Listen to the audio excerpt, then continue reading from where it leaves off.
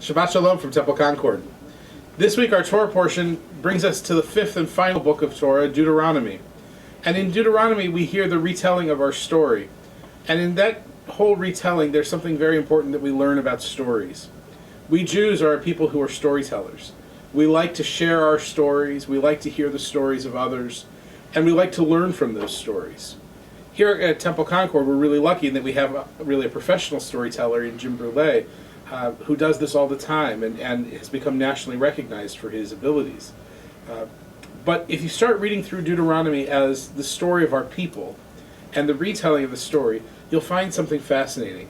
It's just like listening to a parent or a grandparent retell the family story. The facts don't always 100% jive with what we heard earlier.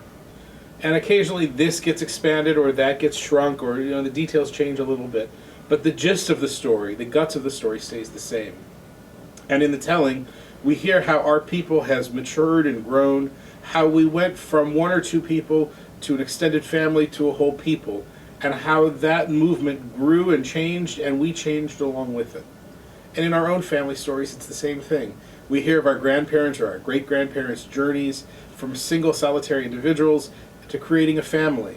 And then we look around and suddenly we're surrounded by cousins and nieces and nephews and extended family. And you see that just as our people grew from a little piece into a bigger thing, so too do each of our families. So over the course of the next months as we're reading Deuteronomy, I hope you'll take some time to appreciate the stories of our people and the stories of your own family. When we get to those family stories, we find that there is richness. There is a sense of who we are as people, of what our core values are, and of how we can join together to make our world better. Both Deuteronomy does that, and our own family stories hopefully give us that same feeling. Shabbat services this Friday evening will be at 6 o'clock here at the temple. Saturday morning we'll have text study at 9, Torah study at 10, and Shabbat morning services at 11. Saturday evening we'll mark Tisha B'Av, the 9th day of Av, which commemorates the destruction of the temple in the year 70. That service will be at 8 o'clock p.m.